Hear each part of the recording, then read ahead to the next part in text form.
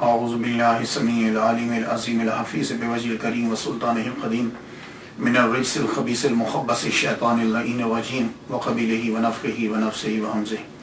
بسم اللہ الرحمن الرحیم۔ تمام نبیوں کے سردار حضرت محمد صلی اللہ علیہ وآلہ وسلم اور تمام مذاہب کے سردار دین اسلام کے پیروکاروں، السلام علیکم ورحمۃ اللہ وبرکاتہ۔ آپ لوگ اپنی لائف کو چینج کرنا چاہتے ہیں تو ہمارے ساتھ، ہمارے گروپ کے ساتھ مل جائیے، اور یہ جو میسیج ہے آج ہماری 10ویں قسط ہے، اس میسیج کو دوسروں تک پہنچائیے جس طرح بھی بن پڑتا ہے۔ لنک کو بھیجیے یا خود سنیے اور آگے باتیں پہنچائیے۔ ہماری زندگی اولیاء کرام کی سیرت کو پڑھ کے چینج ہو سکتی ہے۔ کیوں؟ اس لیے کہ اللہ کے لشکروں میں سے ایک لشکر ولیوں کا ذکر ہے۔ یہ لشکر کیا کرتا ہے؟ دل کی کیفیت کو چینج کر دیتا ہے۔ آئیے شروع کرتے ہیں۔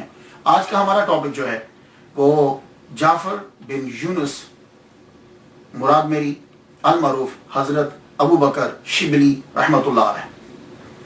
شیخ شبلی یہ تو سنا ہوگا۔ نام، اصل نام ان کا جعفر بن یونس ہے، اور یہی ان کی تعویذ پر، یعنی قبر جسے کہتے ہیں، اس کے اوپر یہی نام لکھا ہے، اور ابو بکر شبلی کے نام سے مشہور ہوئے۔ گفتگو آگے بڑھانے سے پہلے ضروری ہوتا ہے کہ نام پہ گفتگو ہو جائے، بڑا اچھا لگتا ہے۔ آدمی کے پاس نالج میں اضافہ ہوتا ہے کہ مجھے نام کی میننگ آتے ہیں۔ کبھی آپ نے دیکھا ہے کہ اگر آپ کو آپ کے نام کے میننگ آتے ہوں تو زیادہ خوشی ہوتی ہے۔ جعفر بن یونس لیکن مشہور ہوئے حضرت ابو بکر شبلی۔ اب ابو بکر کنیت ہے۔ کنیت جو ہوتی ہے یہ کئی وجوہات سے پڑتی ہے۔ یا تو بیٹے کا نام ہوتا ہے ابو القاسم، یا تو بیٹے کا نام ہوتا ہے تو کنیت رکھ لی جاتی ہے، یا کوئی محبوب چیز ہوتی ہے، جیسے ابو ہریرہ، بلی محبوب تھی ابو ہریرہ، یا کنیت بزنس کی وجہ سے ہو جاتی ہے۔ یہ بات یاد رکھیے، بزنس ہوتا ہے، اس کا تعلق اس شے کے ساتھ بڑا ہوتا ہے تو کر دی جاتی ہے۔ بکر کہتے ہیں جوان اونٹ کو، اونٹ کیمل، جوان اونٹ کو بکر کہتے ہیں۔ تو وہ جو بکر ہے تو جوان اونٹوں کی، جس کے پاس جوان اونٹ ہوں یا وہ اونٹوں کے بارے میں نالج رکھتا، دونوں لحاظ سے تو بڑے امیر رہے ہیں۔ حضرت شیخ شبلی رحمۃ اللہ علیہ بڑے زبردست امیر آدمی تھے، غریب آدمی نہیں ہے۔ چاچا حاکم، ابا حاکم، خود حاکم، یا چچا جو ہیں وہ الیگزینڈریا میں حاکم رہے، اور ابا یہ خلیفہ کے درباروں کے سربراہ ہیں، چیف ہیں، ہیڈ ہیں، اور خود بھی نہاوند کے حاکم رہے۔ تو بھئی ہو سکتا ہے کہ اونٹ جو ہیں یہ پالتے ہوں، اور ویسے یہ بھی ہو سکتا ہے کہ کیونکہ آپ کے جو شاگرد ہیں ایک ہی شاگرد، ان کا نام بھی ابو بکر ہے، بکر ہے ان کا، ابو بکر، شاید ہو سکتا ہے ان کی وجہ سے، خیر جو بھی، لیکن آپ ذرا میننگ سے تعلق رکھیں۔ ابو بکر جوان اونٹوں کو رکھنے والا یا جوان اونٹوں کو پالنے والا، جوان اونٹوں کی بارے میں علم رکھنے والا۔ شبلی، آپ کا نام شبلی کیوں ہے؟ تو شبلی کی بھی لوگوں نے کئی ریزنز بتائی ہیں، لیکن ایک ریزن یہ ہے کہ آپ جس کریا میں رہتے تھے، یہ محلہ ہوتا ہے نا، جو کاؤنٹی جس میں رہتے تھے آپ، وہ شبلہ، اس کا نام شبلہ تھا، تو اس سے پڑ گیا شبلی۔ تو شبلی کا معنی شیر کا بچہ بھی ہوتا ہے، اور اس کے اوپر بھی پھر ایک سٹوری ہے، اور جو ماننے والے ہوتے ہیں فالوورز، وہ پھر کوئی نہ کوئی ریزن جو ہے وہ ساتھ لگا دیتے ہیں۔ لیکن میں یہ دیکھتا ہوں کہ ایک بات اگر مجھے 4-5 کتابوں میں ملے تو میں پھر بیان کرتا ہوں۔ ویسے اگر وہ ایک ہی کتاب میں ملتی ہے تو پھر ایسا ہو سکتا ہے کہ مریدین نے، چاہنے والوں نے بعد میں ایڈ کر دیا، اور ایسا بارہا ہوتا ہے۔ میری کوشش یہ ہوتی ہے کہ ایک چیز جو اوتھینٹک ہو، یا تو کسی زبردست اسکالر نے اسے بیان کیا ہے جس کو سب مانتے ہیں، یا وہ 4-5 کتابوں میں بار بار آئی۔ تو شبلی جو ہے، زیادہ تر یہی لوگوں نے لکھا ہے کہ آپ اپنے کریا کی وجہ سے شبلی کہلائے۔ حضرت امام مالک کی جورسپروڈنس جو ہے اس کے فالوور ہیں، یعنی مال کی فقہ کو فالو کرتے ہیں۔ ابتدائی حالات جو ہیں، اب پتہ چلے کہ یہ تصوف کی طرف کس طرح آ گئے۔ تو آپ کے والد گرامی یونس جو ہیں وہ خلیفہ مقتدر باللہ کے صدر دربان تھے۔ طبقات صوفیہ میں ہے کہ آپ کے آباء و اجداد خراسان سے آئے، اور ایک جگہ ہے کہ اسرو وشنا کے رہنے والے تھے. تو ابو بکر شبلی رحمۃ اللہ علیہ جو ہے وہ شروع سے نہامند کے حاکم تھے، یہ علاقے کا نام ہے. تو ایک روز خلیفہ نے کیا کیا کہ سب امراء کو بلایا، جو علاقے کے حاکم تھے ان کو بلایا، بادشاہ کے خلیفہ کے دربار میں پہنچے.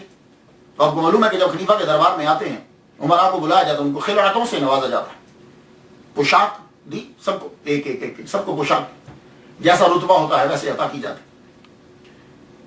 جعفر بن یونس حاکم نہامند یعنی ابو بکر شبلی رحمۃ اللہ علیہ، ان کو بھی خلعت دی گئی. اب جب دربار برخاست ہوا اور سب جانے لگے امراء، تو آپ جب دربار سے باہر نکلے تو آپ کو چھینک آ گئی. چھینک جب آتا ہے تو آدمی، چھینک آنے کے بعد آدمی کی کوشش یہ ہوتی ہے کہ اس کو چھینک کو دبایا جائے، کیونکہ یہ جو چھینک ہے یہ 100 مائل پر آور کی رفتار سے نکلتی ہے. 100 مائلز پر آور کی رفتار، اور اگر یہ چھینک نہ آئے تو یا یہ اوپر خراب کر دے گی یا نیچے خراب کر دے گی. تو اللہ تعالیٰ کی بڑی نعمت ہوتی ہے، بڑا احسان ہے یہ جو چھینک کا آنا ہے. تو اس لیے جب چھینک آتی ہے تو ہم اس پہ الحمدللہ کہتے ہیں، اور جو سننے والا ہے وہ یرحمک اللہ کہتا ہے. لیکن یہ بات یاد رکھیے گا، اگر آپ نے الحمدللہ نہیں کہا تو پھر وہ سننے والا یرحمک اللہ نہیں کہے گا. اس کے لیے حکم ہے کہ تو یرحمک اللہ مت کہے، کیونکہ اس نے الحمدللہ نہیں کہا. امریکہ کے اندر بھی میں نے اکثر دیکھا ہے جب کوئی چھینکتا ہے تو انگریز اس کو کہتے ہیں bless you, bless you, bless you بولتے. ہمارے یہاں الحمدللہ پہلے یہ کہتا ہے اور پھر دوسرا آدمی یرحمک اللہ کہتا ہے. اور حضور صلی اللہ علیہ وآلہ وسلم کسی کپڑے میں چھپا لیتے تھے منہ کو، یہ بات یاد رکھیے. تو جو ہی جعفر بن یونس المعروف حضرت ابوبکر شبلی رحمۃ اللہ علیہ نکل رہے ہیں تو ایک دم سے آستین کو یوں آگے کر لیا. آستین کو جب آگے کیا تو ایک حاسد نے جا کے دربار میں خلیفہ کو شکایت لگا دی کہ آپ نے کس آدمی کو خلعت سے نوازا ہے کہ اس نے تو آپ کی خلعت کی توہین کر دی ہے. اس نے کیا کیا ہے؟ اس نے اس آستین کے ساتھ ناک کو پوچھا ہے. خلیفہ غصے میں آ گئے، بلایا، واپس آؤ، تم اس قابل نہیں ہو کہ تمہیں یہ خلعت دی جائے، پوشاک دی جائے، واپس کرو اسے. تم نے اس کے ساتھ ناک پوچھا. آپ واپس آئے، آپ نے استعفیٰ بھی دے دیا. بس یہ بات جو ہے یہ کلک کر گئی، ورنہ آپ بڑے امیر خاندان سے تعلق رکھتے ہیں، باپ بھی گورنمنٹ میں ہے، خود بھی گورنمنٹ میں ہے، تو یہ بات کلک کر گئی اور اسی بات نے آپ کو تصوف کی طرف موڑ دیا. وہ ذہن میں کیا آیا؟ کہنے لگے ایک خلیفہ نے مجھے خلعت دی، میں نے اس کا استعمال صحیح نہیں کیا تو وہ ناراض ہو گیا. تو وہ ساری کائنات کا مالک جو بادشاہوں کا بادشاہ ہے، اس نے ہمیں یہ جسم دیا ہے، اس نے ہمیں روح دی ہے، اس نے ہمیں یہ سب چیزیں دی ہیں، تو ہم کہاں صحیح استعمال کر رہے ہیں؟ تو اس کا ہم پر غضب کتنا ہوگا اگر ہم نے اس کا صحیح استعمال نہ کیا. بس یہ تھا ایک ٹرننگ پوائنٹ کہ جعفر بن یونس ابو بکر شبلی بن گئے. وہ شبلی بن گئے، فوراً گئے. وہاں ان کے علاقے کے قریب جو صوفی تھے وہ حضرت شیخ نساج رحمۃ اللہ علیہ کی خانقاہ تھی. یہ شیخ نساج یہ مرید ہیں حضرت سری سختی رحمۃ اللہ علیہ کے. حضرت سری سختی رحمۃ اللہ علیہ پیر ہیں حضرت جنید بغدادی رحمۃ اللہ علیہ. تو گویا کہ شیخ نساج اور جنید بغدادی پیر بھائی ہوئے. وہاں جب پہنچے تو یہ حضرت پیر شیخ نساج رحمۃ اللہ علیہ افریقن تھے، کالا ان کا رنگ تھا. حج کرنے کے لیے جا رہے ہیں، وہ سیدھا کپڑے پہنے ہوئے. ایک آدمی نے دیکھ لیا، کہنے لگا خیر، بلایا، تم غلام ہو نا؟ اب یہ اس وقت پتہ نہیں کس کا فکر پہ تھے. وہ پوچھ رہا تم غلام ہو، یعنی جیسے اصلی غلام جو ہوتے ہیں. تو آپ کہہ رہے ہاں میں غلام ہوں، یعنی اللہ کا، اپنے مالک کا غلام ہوں میں. تم بھاگے ہو اپنے آقا سے؟ کہا ہاں میں بھاگا ہوا ہوں. دونوں گفتگو ایک ہے لیکن دونوں میں سمجھنے میں اور معنی میں فرق ہے. تم اپنے مالک سے بھاگے ہو؟ ہاں اپنے مالک سے بھاگا ہوا ہوں میں تمہیں تمہارے آقا کے پاس لے چلتا ہوں. کہنے لگے ہاں، بڑے عرصے سے آرزو تھی کہ مجھے کوئی میرے آقا کے قریب کر دے. کہ چلو پھر. وہ ان کو پکڑ کے گھر لے گیا. گھر لے جا کر لگا یہاں رہو میرے پاس، یہ کام کرو، یہ تم کپڑا بننا میں تجھے سکھا دیتا ہوں، تم کپڑا بنا کرو. تو اس کے بعد نساج آپ کا نام مشہور ہو گیا کپڑا بننے پر. آپ نے اپنا نام نہیں چینج کیا، اصل نام آپ کا تھا ابو الحسن محمد بن اسماعیل، لیکن مشہور ہوئے خیر نساج. کہنے لگے ایک مسلمان نے میرا نام رکھا تھا خیر، تو بس میں اب نام چینج نہیں کرنا چاہتا. لیکن آپ تقوی میں اتنے بڑے ہوئے تھے، زہد میں، عبادت میں اتنے بڑے ہوئے تھے کہ اس کو معلوم ہو گیا کہ مجھ سے بہت بڑی غلطی ہوگی، اس نے پھر ان کو چھوڑ دیا. تو یہ ہے خیر نساج رحمۃ اللہ علیہ. ان کے پاس جب حضرت شبلی رحمۃ اللہ علیہ جاتے ہیں تو وہ جب بھی کبھی محفل میں بیٹھتے تو جنید بغدادی رحمۃ اللہ علیہ کی بات وہ ضرور کرتے. ظاہر ہے پیر کے بھانجا ہیں اور اللہ نے مقام بھی بڑھا دیا ہے، تو بیٹھتے تو ان کی بات جو ہے وہ ضرور کرتے. جب تذکرہ کسی کا چلے تو پھر شوق تو اٹھتا ہے. حضرت نساج رحمۃ اللہ علیہ نے دیکھا کہ شبلی ملنا چاہتا ہے جنید بغدادی رحمۃ اللہ سے، ان کے پاس جانا چاہتا ہے. تو ایک دن خود ہی کہنے لگے جاؤ میں تمہیں جنید بغدادی رحمۃ اللہ علیہ کے پاس بھیجتا ہوں، تم وہاں چلے جاؤ. اب یہ وہاں سے بغداد آتے ہیں تو حضرت شبلی رحمۃ اللہ علیہ حضرت جنید بغدادی رحمۃ اللہ علیہ کے پاس پہنچے. حضرت شبلی جنید بغدادی رحمۃ اللہ علیہ سے 29 سال چھوٹے ہیں، 29 years younger ان سے. ان کے پاس آئے تب حضرت جنید بغدادی رحمۃ اللہ علیہ بڑھاپے میں قدم رکھ رہے ہیں. ان کے پاس آئے تو آتے ہی کہا میں آپ کا مرید بننا چاہتا ہوں، میں آپ کی صحبت میں رہنا چاہتا ہوں. آپ نے فرمایا اچھا. دیکھا سب حالات معلوم ہوئے، آپ سمجھ گئے کہ یہ تو حاکم رہے ہیں. آپ کو معلوم ہے کہ حاکم کے اندر ایک کیا سوچ ہوتی ہے، اور باپ بھی گورنمنٹ میں، چچا بھی گورنمنٹ میں. تو یعنی اب ان کی تربیت کرنا ایک انتہائی مشکل کام ہے. اور جس نے خاندانی جو حاکم رہا ہو اس کے اندر میں زیادہ ہوتی ہے. تو حضرت جنید بغدادی رحمۃ اللہ علیہ اب اس میں کو کس طرح ختم کرتے ہیں. اللہ اکبر جل شانہ. قربان جائیں ان پیروں پر بھی اور ان مریدوں پر بھی. پیر کے پاس آئے، بیٹھے، ایک ماہ گزر گیا. ایک ماہ گزر گیا، حضرت جنید بغدادی رحمۃ اللہ علیہ نے کوئی توجہ ہی نہیں دی. ملتے سلام لیتے، خانقاہ میں بیٹھے ہو، ٹھیک ہے. اب نیا جب آدمی کے اندر شوق پیدا ہوتا ہے تو وہ کسی کے بارے میں سنتا ہے تو اس کے بارے میں کچھ اس کے خیالات ہوتے ہیں. تو آپ قریب آئے. ایک ماہ جب گزر گیا تو آئے تو کہنے لگے میں جا رہا ہوں. حضرت جنید بغدادی رحمۃ اللہ علیہ نے پوچھا تو آئے تھے تم واپس کیوں جا رہے ہو؟ کہنے لگے کوئی کرامت ہی نہیں دیکھی. میں تو بڑا سن کر آیا تھا، آپ کی شروع تو بڑی سنی تھی، پورا ماہ گزر گیا میں نے کرامت ہی نہیں دیکھی. آپ نے بس اتنا ہی جملہ کہا. کہنے لگے ایک ماہ سے تم یہاں ہو، مجھے اتنا بتا دو کہ کیا تم نے مجھے سنت کے خلاف کام کرتے ہوئے دیکھا ہے؟ کچھ دیر چپ، پھر بولے نہیں میں نے تو نہیں دیکھا. آپ نے فرمایا یہی کرامت ہے، جاؤ میری خانقاہ سے نکل جاؤ، تم یہاں رک نہیں سکتے، جاؤ. اور یہ طریقہ میں نے بارہا دیکھا ہے. ولی جب کسی کو سمجھانا چاہتا ہے پیر تو وہ توجہ ہٹا لیتا ہے. توجہ ہٹانے سے میں نے اگنور کرنا. یہ آپ اگر پڑھیں گے بہت سے بزرگوں کی، ایون کہ خواجہ عبد القادر جیلانی رحمۃ اللہ علیہ، آپ کو معلوم ہے وہ جن کی محفل میں بیٹھا کرتے تھے، جنہوں نے عشق کی چنگاری کو ابھارا تھا. پہلے تو بڑے پیار سے ملتے تھے، پھر توجہ دینی چھوڑ دی، اگنور کرنا شروع کر دی. وہ سمجھتے ہیں کہ کس طریقے سے تربیت کرنا ہے. کہا جاؤ میری خانقاہ سے نکل جاؤ.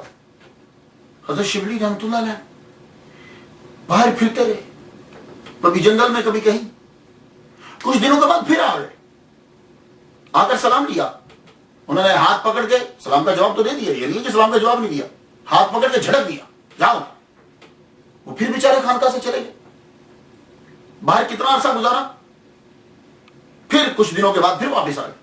سلام لیا، سلام، انہوں نے سلام جواب تو دیا، ہاتھ جھڑک دیا جاؤ. وہ بیچارے پھر چلے گئے. تیسری مرتبہ حضرت شبلی رحمۃ اللہ علیہ تیسری مرتبہ آئے، آ کر سلام لیا تو جب وہ ہاتھ جھٹکنے لگے تو ہاتھ پکڑ لیا.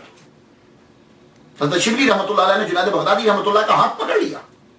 کہنے لگے پیر آپ تو کہتے ہو کہ میں سنت کے خلاف کام نہیں کرتا، تو یہ ہاتھ جھٹک دینا کون سی سنت ہے؟ کچھ جملے عجیب सर कर जाते हैं। शायद आपने कभी अपनी लाइफ में गौर किया हो। हज़रत शिबली रहमतुल्लाह अलैह ने जब ये कहा तो हज़रत जुनैद बगदादी रहमतुल्लाह कहने लगे, तुम्हारी तरबियत में एक अहम उनसर है, हुकूमती जरासीम है, इसको मैं खत्म करना चाहता हूं कि ये तुम्हारे अंदर से खत्म हो जाए। अब जिस तरह मैं तुम्हारी तरबियत करूंगा, जो मैं तुम्हें हुक्म दूंगा तुम वैसा ही करोगे।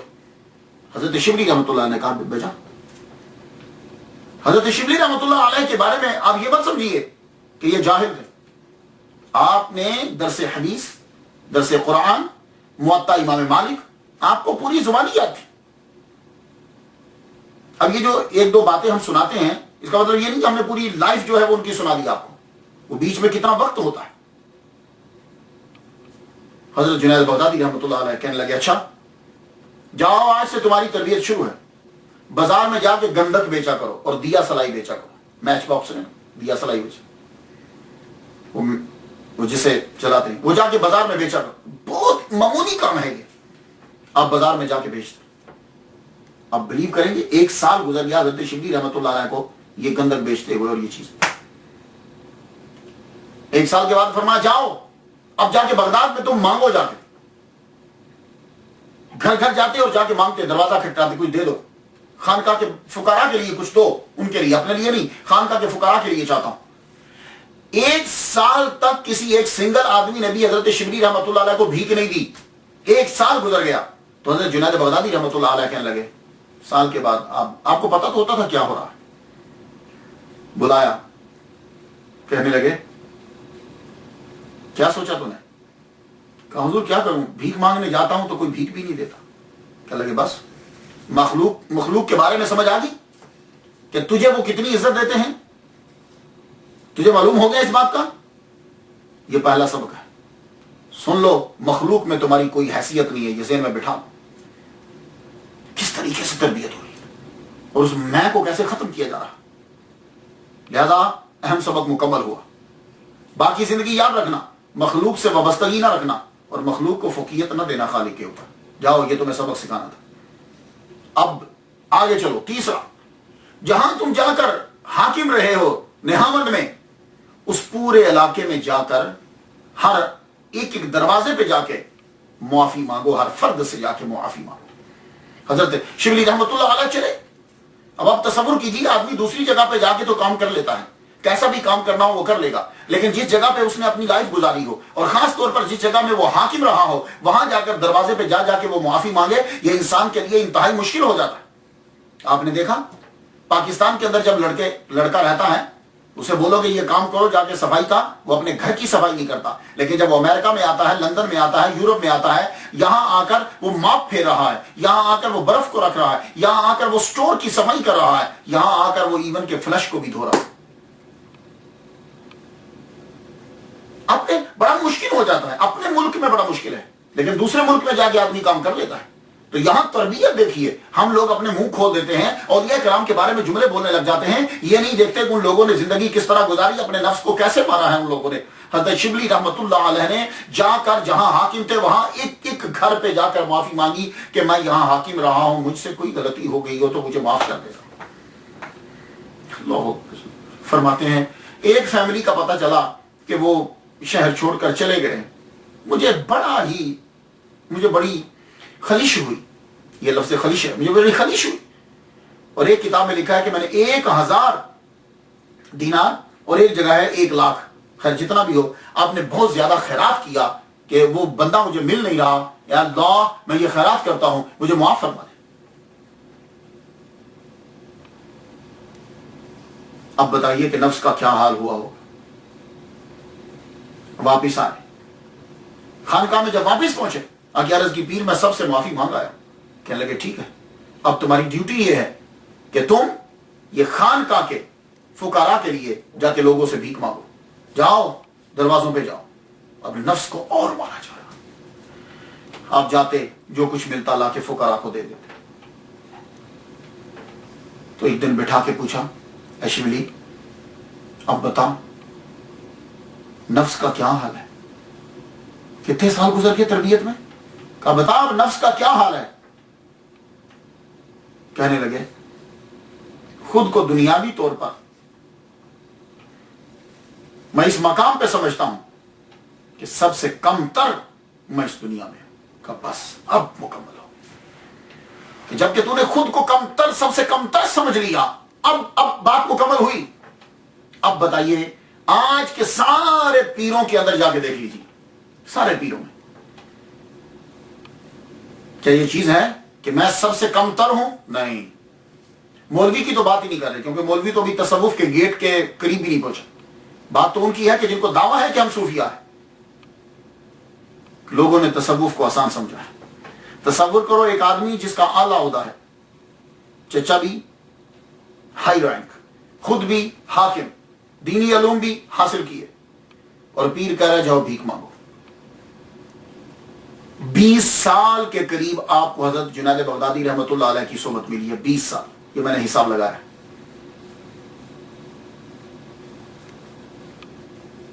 एक मर्तबा अब जब तरबियत मुकम्मल हो गई, आप अल्लाह का जिक्र बड़ा किया करते थे। तरबियत मुकम्मल हो गई, जिक्र अल्लाह अल्लाह अल्लाह अल्लाह जारी रहता। तो जा रहे हैं कि आवाज आई, शिबली इसमें जात से कब तक वाबस्ता होगे, जात की जुस्तजू कब होगी। इन लफ्जों में कोई इतनी मिठास थी, इन लफ्जों में क्या गजब था और असर था। बस इश्क के समंदर में गोताजन हो गए, खत। बस उसी वक्त गलबा हाल हुआ और जज्ब की कैफियत आई हो। जुमलों में असर होता है। मैं किसी चीज को किसी चीज के साथ मिलाता नहीं, क्योंकि सामईन जो है वो फिर अपनी पसंद की चीज निकाल लेते। लेकिन अगर पढ़ना चाहते हो तो जाइए, जाके पढ़ लीजिए। जब हुजूर पर पहले जुमले आए थे अल्लाह की तरफ से, तो हुजूर की क्या कैफियत है। लेकिन हुजूर चूंकि तमाम नबियों के सरदार हैं, सालकीन के सरदार हैं, लेकिन फिर भी असर हुआ। और ये मजजूब होता है, इसका हाल क्या होता है कि वो जब वो तजल्ली पड़ती है, जब वो लफ्जों को सुनता है, तो ये अपने आप को फिर गर्क कर देता है तौहीद के समुद्र के अंदर।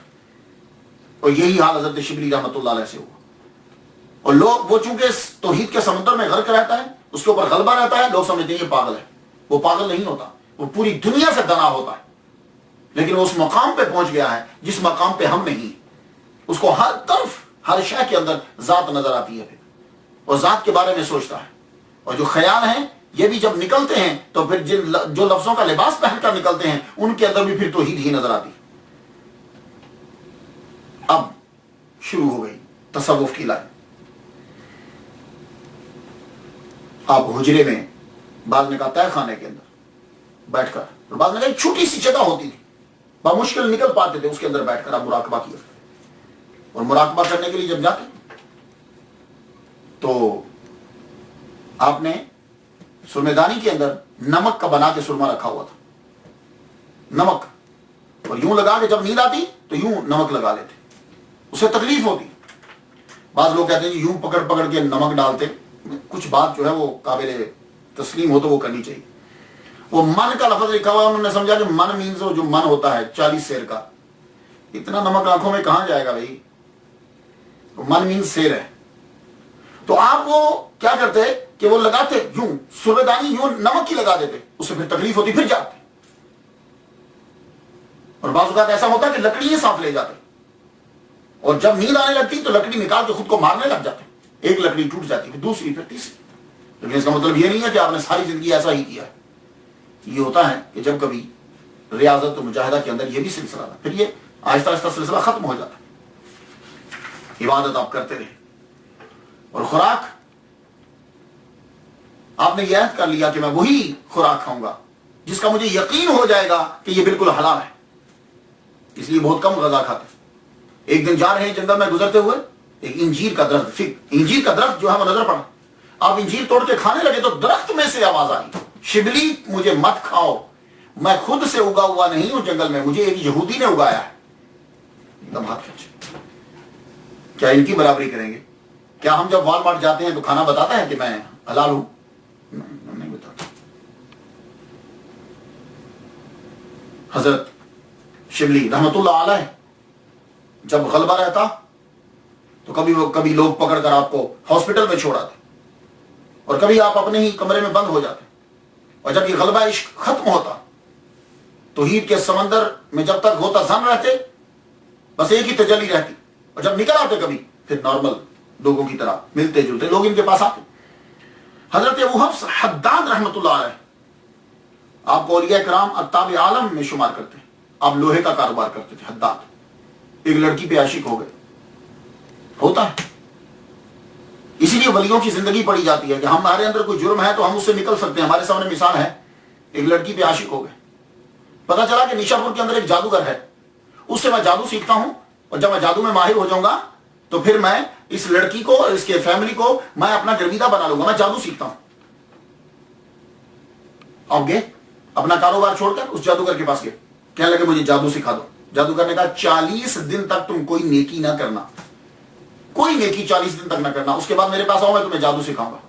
تو خواتین حضرات یہاں تھوڑا سا سٹاپ کرنا چاہوں گا. ایک بات یاد رکھیے گا, جادوگروں کے پاس مت جایا کریں. یہ جتنے گندے ہوتے ہیں اتنا جادو کا اثر زیادہ ہوتا ہے, اس لیے آپ جا کے دیکھ لیجیے. اور جادوگر کی موت بڑی بھینکر موت ہوتی ہے. بعض اوقات تو اس کی قبر میں سے آگ نکلنے لگ جاتی ہے اس کے دفنانے سے پہلے. جادوگروں کے پاس مت جایا کرو. کیوں جاتے ہو جادوگروں کے پاس جبکہ آپ کے پاس آیت الکرسی ہے؟ کیوں جاتے ہو جادوگروں کے پاس جبکہ آپ کے پاس آمن الرسول ہے؟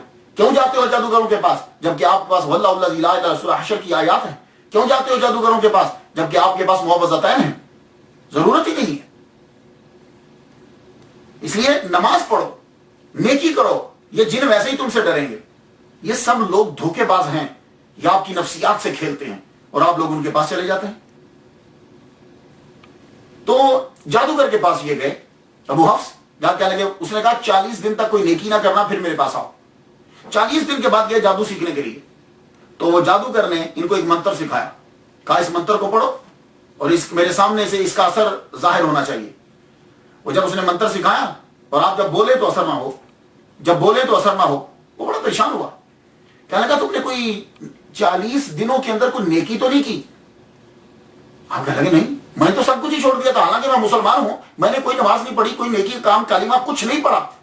ہاں یاد آیا مجھے, میں جو آ رہا تھا نا تیری طرف تو رستے میں نے کچھ پتھر پڑے ہوئے تھے, تو میں نے وہ پتھر اٹھا کر رستے سے ہٹا دیے کہ کہیں ایسا نہ ہو کہ کسی آدمی کو ٹھوکر لگ جائے. اوہو, اتنا کہنا تھا کہ جادوگر کھڑا ہو گیا اپنی جگہ سے. کہنے لگا تم کیوں یہ کفر سیکھنے آ گئے اس رب کو چھوڑ کے جو تمہارا رب اس اتنی چھوٹی سی نیکی کو بھی قبول کر لیتا ہے؟ یہ تھا ٹرننگ پوائنٹ آپ کا. تو تب آپ نے سب کچھ چھوڑ دی, لڑکی چھوڑی, سب کچھ چھوڑا, جادو چھوڑا, لوہے کا کام کرتے تھے. رب تعالیٰ کی طرف پھر اس طرح لگے کہ ایک دن جذب کی کیفیت میں آپ نے بھٹی میں سے لوہا خود نکال کر ہاتھ کے اوپر رکھ لی, گرم لوہا ہاتھ کے اوپر رکھ لی, اور یوں مارنے لگے. مریدین اور شاگرد دیکھ رہے ہیں. ایک دم سے جب کیفیت ختم ہوئی تو نیچے آپ نے پھینکا, لیکن ہاتھ آپ کا جلا نہیں. یہ گئے حضرت شبلی رحمۃ اللہ علیہ. اصل میں وہ کیا کریں گے, وہ بتانا پڑتا ہے کہ کون آدمی کس کے پاس گیا. یہ وقت کا ولی یہ حضرت شبلی رحمۃ اللہ علیہ کے پاس گئے. حضرت شبلی رحمۃ اللہ علیہ کے پاس یہ مہمان رہے 4 ماہ. 4 ماہ حضرت شبلی رحمۃ اللہ علیہ کے پاس یہ رہے. اور آپ حیران ہوں گے, ہر روز حضرت شبلی رحمۃ اللہ علیہ مہمان نوازی ان کی نئی طریقے سے کرتے, نیا کھانا لاتے, بڑی ضیافت کرتے ان کی. اور ہم لوگ تو میرا 1-2-3 دن کے بعد تنگ آ جاتے ہیں نا. 4 ماہ تک شبلی رحمۃ اللہ علیہ نے ان کی ضیافت کی, 4 ماہ تک. تو جب 4 ماہ کے بعد وہ واپس نیشاپور جانے لگے تو کہنے لگے شبلی تم نے بڑا تکلف کیا ہے, اب تم ہمارے پاس آنا, ہم تمہیں بتائیں گے کہ ضیافت کیا ہوتی ہے, مہمان نوازی کیا ہو, میزبانی جو ہے وہ کیا ہے, ہم تمہیں بتائیں گے. نے کہا ٹھیک ہے. تو حضرت شبلی رحمۃ اللہ علیہ پھر 39 مریدوں کو لے کر نیشاپور پہنچے ابو حفص حداد رحمۃ اللہ علیہ کے پاس. 39 وہ خود یہ 40 آگے انہوں نے ان کا استقبال کیا. 41 شمیں جلائیں, 41 شمیں جلائیں حضرت شبلی رحمۃ اللہ علیہ کے استقبال کے اندر. حضرت شبلی رحمۃ اللہ علیہ نے کہا آپ تو کہتے تھے کہ تکلف نہیں کرنا چاہیے, تو باقی چیزیں تو چھوڑو, یہ 41 شمیں آپ نے جلا دی. کہنے لگے دیکھو تم سمجھتے ہو کہ یہ اسراف ہے تو اٹھ کے بجھا دو, اٹھو بجھاؤ. حضرت شبلی رحمۃ اللہ علیہ نے بڑی کوشش کی, ایک شمع کے علاوہ کوئی شمع وہ بجھا نہ پائے. تو حضرت ابو حفص کہنے لگے وجہ یہ ہے, یہ ہم 41 تھے, میں اور تم 4, میں نے تم لوگوں کے لیے 40 शमें जो है वो जलाई, एक मैंने अपने लिए जलाई थी, तो जो मैंने अपने लिए जलाई वो बुझ गई, और जो मैंने तुम्हारे लिए जलाई मतलब अल्लाह की रजा की खातर जो मैंने जलाई थी वो नहीं बुझी। इसलिए ये इसराफ नहीं है, ये तकल्लुफ नहीं है, क्योंकि मैंने जो काम किया वो अल्लाह की रजा की खातर किया। अल्लाह अकबर जल्ल शान। हज़रत शिबली रहमतुल्लाह अलैह तकरीर शुरू कर दी आपने। औलिया किराम वाज़ भी तो फरमाते हैं, इतना इल्म सीखा था, तकरीर फरमा रहे हैं। तकरीर जब कर रहे हैं तो हजरत सिरी सखती रहमतुल्लाह अलैह के सोबत में रहने वाले अबुल हसन नूरी रहमतुल्लाह अलैह, अमीरुल कुलूब का इनको खिताब दिया गया, अबुल हसन नूरी रहमतुल्लाह अलैह को। और नूरी इनको क्यों कहा जाता है? नूरी इसलिए कहा जाता है कि जब रात को इबादत करते तो कमरे में कोई आग नहीं होती थी, लेकिन पूरा कमरा मुनव्वर होता था। हमें तो लाइटें जलाना पड़ती हैं, लाइट्स जलाना पड़ती हैं, और जब कभी अंधेरे में गुफ्तगू करते थे तो जो लफ्ज निकलता साथ लाइट निकलती, इसलिए आपका नाम पड़ गया अबुल हसन नूरी। अबुल हसन नूरी रहमतुल्लाह अलैह यूं तकरीर कर रहे हैं, शिबली रहमतुल्लाह अलैह अबुल हसन नूरी गए, कुछ थोड़ा सा सुनने के बाद बोले, तुम तकरीर कर रहे हो, अल्लाह बेअमल से खुश नहीं होता, तुम बाअमल हो तो तकरीर करो, वरना मिंबर से उतर जाओ। क्या कहने यार, क्या इस जुमले पे हम पूरे उतरेंगे? नहीं। लेकिन अब क्या करें, मेरे उस्ताद मोहतरम डॉक्टर सरफराज नईमी शहीद रहमतुल्लाह अलैह कहा करते थे, बड़ी खूबसूरत उन्होंने बात कही, मैं उन्हीं का शागिर्द हूं, या आज उन्हीं का एहसान है। वो कहा करते थे कि देखो, लोग अक्सर कहते हैं कि अंधे के हाथ में शम्मा दे दी जाए तो अंधे को क्या फायदा, तो फरमाते थे चलो अंधे को नहीं फायदा, जो दूसरे गुजर रहे हैं उनको तो फायदा होगा। फरमाते थे ठीक है, करते रहो, अल्लाह पाक करम फरमा देंगे, कभी अल्लाह ताला उनके कब्र पे करोड़ों रहमतें नाज़िल फरमाए। तो अबुल हसन नूरी कहने लगे, बाअमल हो। अब इनसे हज़रत शिबली रहमतुल्लाह अलैह के बारे में कहा जाएगा कि बाअमल, लेकिन नहीं। आप थोड़ी देर तकरीर करते हुए चुप हुए, सोच में बांट के, हाँ अभी कुछ कमी है बाकी मुझ में, मेंबर से नीचे उतरा और गोशा नशीन हो गए। और आपको मालूम है कि गोश मुराकबा मेडिटेशन कैसे करते थे? आज तो अमेरिका के अंदर भी, यूरोप में भी, जर्मनी के अंदर भी, इंग्लैंड के अंदर भी मेडिटेशन हॉल खुल गए हैं, वहां लोग जाके मेडिटेशन करते हैं। इंडिया के अंदर भी ऐसे सेंटर्स हैं, लेकिन मेडिटेशन इनका देखिए, ऐसा मेडिटेशन करते बिल्कुल मोशनलेस हो जाता। तो किसी ने पूछ लिया, अबुल हसन नूरी रहमतुल्लाह अलैह खुद ही पूछते हैं, कहते शिबली ये तू जो मेडिटेशन मुराकबा करते हो, ये सिचुएशन जो बनाते हो, जो कैफियत है तुम्हारी, जरा हरकत नहीं होती, ये कहां से सीखा है? कहने लगे एक बिल्ली से सीखा है। क्या बात है, कहने लगे एक बिल्ली से मैंने ये सीखा है मुराकबा करना। कहने लगे वो कैसे? कहा एक दिन मैं बैठा हुआ हूं कि एक बिल्ली एक चूहे को पकड़ना चाहती थी, वो इस तरीके से बैठ गई कि उसकी जिस्म का एक बाल भी हरकत नहीं कर रहा। तो उस दिन मैंने सोचा कि जब खुराक के लिए एक बिल्ली यूं मोशनलेस बेहिस होकर बैठ सकती है, तो मैं अपने उस खालिक के लिए जो सबको रिस्क दे रहा है, मैं उसके गौर फिक्र और तदब्बुर के लिए क्यों नहीं मेडिटेशन मुराकबा ऐसे करूं? अल्लाह अकबर जल्ल शान। हजरत अबू बकर शिबली रहमतुल्लाह अलैह पर अक्सर जज्ब की कैफियत रहती, ऐसी हालत में उनसे जो कलेमात सादिर होते लोगों की समझ में नहीं आते।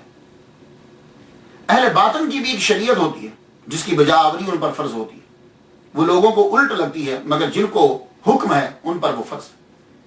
ये बात है, मैं इस टॉपिक को ज्यादा नहीं छेड़ूंगा, ये जज्ब को और मजजूब को मैं इस पर डिस्कस नहीं, वो मुश्किल हो जाएगी। लेकिन अगर आप ये समझ सकते हो इतने से तशरीह में, तो समझ जाओ असल में होता यह है कि ये लोग, इन पर भी एक हुक्म सादिर होता है, हमें वो हुक्म उलट लगता है, लेकिन इनके लिए उस पर अमल करना फर्ज होता है। मैं आपको मिसालें दे दूं, अगर आप समझ जाएं तो समझ जाएं।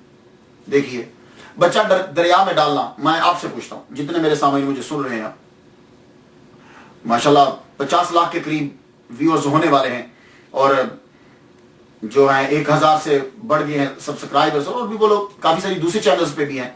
मैं आपसे पूछता हूं, मुझे बताओ, क्या दरिया में बच्चा डालना जायज है?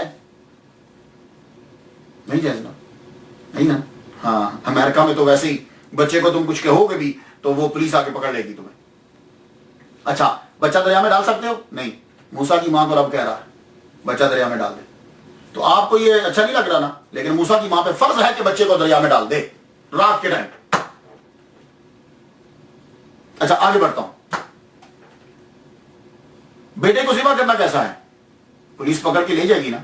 यहां एक अमेरिका के अंदर एक बंदे ने अपनी बेटी को मार दिया, बड़ी खूबसूरत, ऐसे लगता था जैसे गुड़िया खुदा ताला ने कमा, उसको उसने मार दिया, पुलिस पकड़ के लेगी। बेटे को मारना, बच्चे को मारना, बच्चे को ज़िबा करने के लिए ले जाना मना है ना? आप यही फतवा दे रहे हो? इब्राहिम अलैहिस्सलाम को ऑर्डर है। अब बताइए, तो आप जिस चीज को समझ रहे हो कि ये सही नहीं है, अब जिसको ऑर्डर है वो तो वो करेगा। किया, वो अलग बात है कि अल्लाह ताला ने वफादैना बिस्मिन नसीब। अब एक लड़के को, एक लड़का बच्चा मासूम जा रहा है, उसको कत्ल कर देना, क्या कहते हैं आप? अच्छी बात नहीं है ना, बुरी बात है ना? खिदर अलैहिस्सलाम ने मारा है, 16वां पारा पढ़ा आपने सूरह काफ, और आगे चलिए, मार डाला। तो मूसा अलैहिस्सलाम ऑब्जेक्शन भी लगा रहे हैं क्योंकि वो जज हैं, वो शरीयत पर अमल कर रहे हैं, वो सही कह रहे हैं, लेकिन खिदर अलैहिस्सलाम ने बच्चा मार दिया। क्यों? उनको जो हुक्म है उन्होंने वो करना है। किसी चीज को तोड़ना, आप रास्ते में जा रहे हैं, किसी का दरवाजा तोड़ दें, अच्छा लगेगा? नहीं। खिदर अलैहिस्सलाम कश्ती तोड़ रहे हैं, उनको हुक्म है। मेरा ख्याल है कि आप अगर गौर करेंगे तो मेरी बात को समझ जाएंगे। बहुत मुश्किल है ये, मैंने काफी किताबों की स्टडी की है, मैं इसको आपको समझा पाऊं ये जज्ब क्या है ये, लेकिन इससे आसान लफ्ज मैं नहीं समझा सकता, आपको दे सकता मिसाल। आप ठीक हो, लेकिन उनको जो हुक्म हो रहा है उन्होंने उसके मुताबिक काम जो है वो करना है। अब होता क्या है कि जब कोई सूफी तसव्वुफ इख्तियार करता है, उस पर तजल्ली पड़ती है। जब वो तजल्ली पड़ती है तो बास तो उसको जज्ब कर लेते हैं, और बास क्या होता है कि वो तजल्ली जब उस पर पड़ती है वो उसको इतना अच्छा लगता है कि वो खुद को उसी समुद्र में गर्क कर लेता है। तो वो गहराई में जब चला जाता है तो ऊपर देखता है तो पानी, साइड पे देखता है तो पानी, इधर देखता है तो पानी, सामने देखता है तो पानी, नीचे देखता है तो पानी, हर तरफ पानी ही पानी। तो यही मजजूब की कैफियत होती है। उसको चार नहीं 6 अतराफ में रब की तजल्ली ही नजर आती है और रब ही रब नजर आता है, बस ये है। तो अब उससे जो लफ्ज निकलेंगे, जो वो गुफ्तगू करेगा, हर एक के अंदर तौहीद होगी। ये बात याद रखिए। वो तौहीद का गलबा इतना हो जाता है कि वो फिर किसी और चीज को बर्दाश्त नहीं करता। ये मैं आसान, इससे ज्यादा आसान नहीं मैं कर सकता। अब उसकी मिसाल देता हूं। हजरत शिबली रहमतुल्लाह अलैह में आग पकड़ के, हाथ में लकड़ी जलाई हुई पकड़ के जा रहे हैं। उन्होंने कहा आग क्यों पकड़ी है आपने? कहने लगे वो काबा को जलाने जा रहा हूं। अब आप मुझे बताइए, बुरी बात है ना?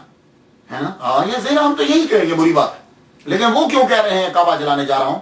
इस वक्त वो बिल्कुल तौहीद के समंदर में गर्क है, और तौहीद का तकाजा ये है कि रब के अलावा और कुछ ना हो। तो यही तो हाल उन पे हो रहा है। वो बेचारे वो क्या गलत कर रहे हैं, उनकी हालत ही है। अब वो जब बढ़ रहे हैं तो कहने लगे कि मैं चाहता हूं कि काबा को फूंक दूं ताकि मखलूक काबे वाले की तरफ ध्यान दे, काबा की तरफ ना दे। अब उन पर यह कैफियत आ रही है, उस कैफियत में वो चीज बोल रहे हैं। तो ये असल में इस चीज को समझने की कोशिश कीजिए, लेकिन वो जरूरी भी नहीं है। तो अब मैं बताता हूं कि जो जुमले हज़रत शिबली रहमतुल्लाह अलैह से निकले, उनके मुंह से जब हज़रत दाता गंजबख्श रहमतुल्लाह अलैह ने नकल किए, अबू बकर शिबली फरमाते हैं कि तसव्वुफ शिर्क है। कितना बड़ा जुमला है। अब हालांकि कहते रहे हैं कि तसव्वुफ सही है, और अबू बकर शिबली रहमतुल्लाह अलैह कह रहे हैं तसव्वुफ शिर्क है, क्योंकि तसव्वुफ नाम है दिल को गैर की रोयत से बचाना। गैर तो है ही नहीं, गैर तो है ही नहीं, तो तुम कह रहे हो गैर से बचाना, तो तुम अल्लाह के अलावा एक और का वजूद तस्लीम क्यों कर रहे हो? ये शिर्क है। अब देखिए, अब इन पे ऊपर गलबा है, वो अपनी जगह पे बिल्कुल ठीक है और आप भी ठीक हो, लेकिन क्यों? इसलिए कि आप जिस जाविये से देख रहे हो आपको ठीक है। और वो ये कह रहे हैं कि दिल को गैर की रोयत से बचाना, तुमने एक गैर को भी तस्लीम कर लिया।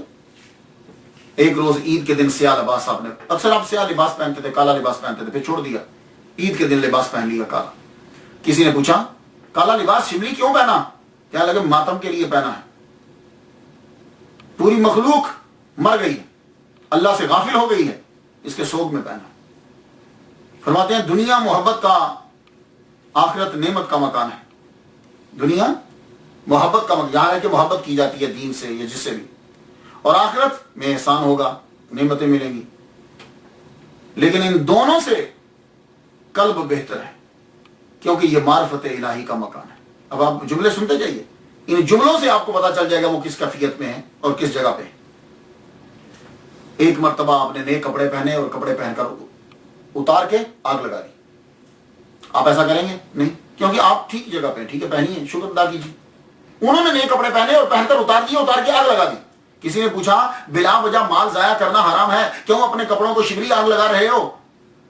कहने लगे यार बात तेरी ठीक है, लेकिन क्या करूं, जब ये नए कपड़े पहने तो तवज्जो कपड़ों की जानिब चली गई। इन कपड़ों ने मुझे गाफिल कर दिया मेरे रब से, मैंने इसको आग लगा रहा। ہمارا علم کم ہوتا ہے یا ہم تعصب میں ہوتے ہیں تو ہم دوسرے پر اعتراض کر دیتے ہیں. میں یہی پوچھتا ہوں کہ سلیمان علیہ السلام نے 300 عربی النسل گھوڑوں کی پاؤں کو کاٹ دیا تھا, کیوں؟ یہ بات تو سب کو یاد ہوگی نا. 300 عربی النسل گھوڑوں کے پاؤں کاٹ دیے تھے, کیوں؟ عصر کی نماز ان کی وجہ سے لیٹ ہو گئی تھی. وہ اتنے خوبصورت گھوڑے تھے کہ آپ ان کو دیکھنے میں لگ گئے اور عصر کی نماز جو ہے وہ آگے چلی گئی. اللہ تعالیٰ نے پھر آپ نے 300 گھوڑے جب رب تعالیٰ کی رضا میں کاٹ دیے, رب تعالیٰ نے آپ کی خاطر سورج کو پلٹا دیا. تو یہی بات ہے, کوئی نئی بات نہیں ہے, کوئی نئی بات نہیں ہے, یہ بات یاد رکھیے. مجذوب کی باتیں ہوتی زبردست ہیں, 2 وجہ سے لوگ توجہ نہیں دیتے. ایک تو وہ انہیں پاگل لگتا ہے, ایک ان کی سمجھ میں نہیں آتی. حضرت جنید بغدادی رحمۃ اللہ نے جب حضرت شبلی رحمۃ اللہ کی باتیں سنی تو فرمایا ہم جن چیزوں کو زمین میں دفن کر رکھا ہے, ہم نے جن چیزوں کو, شبلی انہیں برسر ممبر عوام کے سامنے بیان کر رہا ہے. تو سالک جو ہوتا ہے نا وہ چیزیں چھپا کے رکھتا ہے, لوگ سمجھتے نہیں, وہ بیان نہیں کرتے. لیکن جو مجذوب ہوتا ہے وہ انہی باتوں کو بیان کرنے لگ جاتا ہے. اور یہی شبلی رحمۃ اللہ علیہ کہہ رہے ہیں, حضرت جنید بغدادی رحمۃ اللہ علیہ فرما رہے ہیں. اور حضرت شبلی رحمۃ اللہ نے جب یہ سنا تو معلوم ہے کیا جواب دیا, کہنے لگے میری باتیں حق کی جانب سے ہوتی ہیں اور حق کی جانب ہی لوٹ جاتی ہیں. شبلی درمیان میں نہیں ہوتا. آپ نے فرمایا پھر بھی ان کو بیان نہ کیا کرو.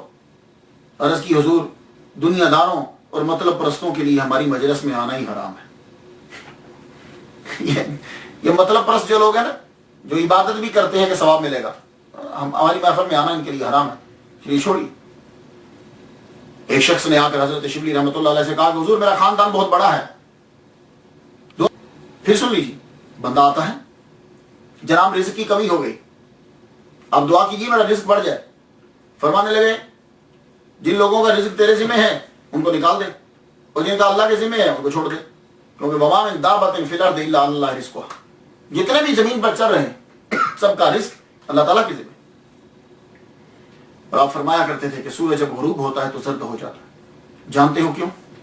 اس لیے کہ وہ کمال پہ ہوتا ہے, کمال سے وہ نیچے گرتا ہے تو خوف کی وجہ سے زرد ہو جاتا ہے. پھر جب طلوع ہوتا ہے حشاش بشاش ہوتا ہے, تب اس کو مرتبہ مل رہا ہے. یہی حال مسلمان کا ہے کہ مسلمان جب دنیا سے جانے لگتا ہے اس کا رنگ زرد ہو جاتا ہے ڈر کی وجہ سے.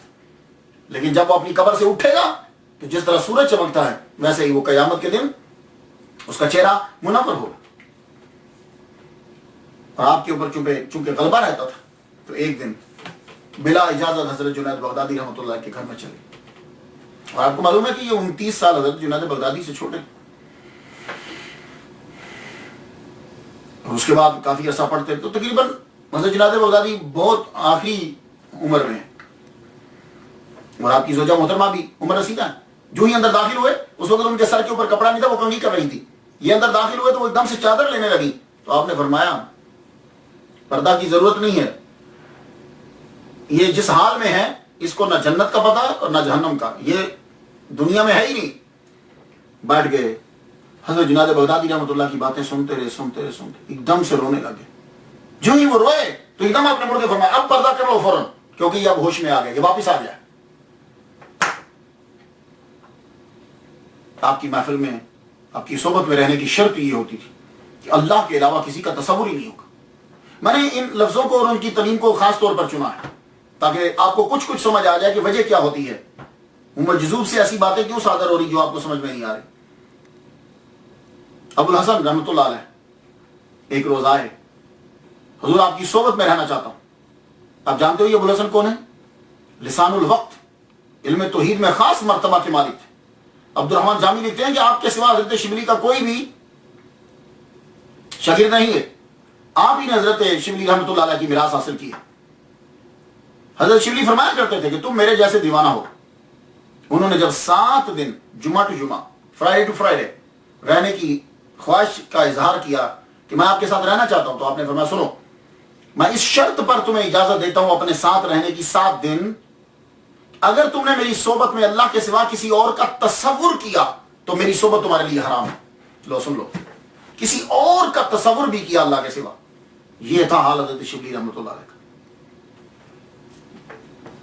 بازار سے گزر رہے ہیں, ایک پیالی فروش برتن بیچنے والے نے یہ کہا بھائی ایک ہی پیالی باقی ہے, ایک ہی پیالی باقی ہے, ایک ہی پیالی باقی ہے. دم سے ضرب مار کے کہنے لگے بس ایک ہی باقی ہے.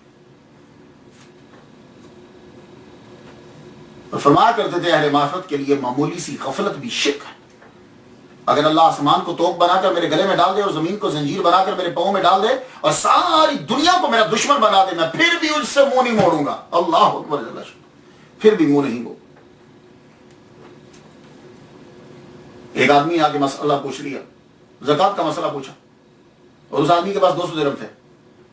کیا لگا جی یہ 200 درہم پہ کتنی زکوٰۃ لگتی ہے؟ فرمانے لگے تیرے حساب سے جواب دوں یا اپنے حساب سے؟ بولا حضور دونوں دے دیجیے, پر پہلے میرے حساب سے. کہنے لگے تیرا حساب تو یہ ہے کہ 200 کے اوپر 5 درہم زکوٰۃ لگتی ہے. کہنے لگا حضور پھر اپنا بتا دیجیے. فرمانے لگے 200 کے اوپر 205 لگتی ہے. کہنے لگا حضور یہ 205 کیسے لگی؟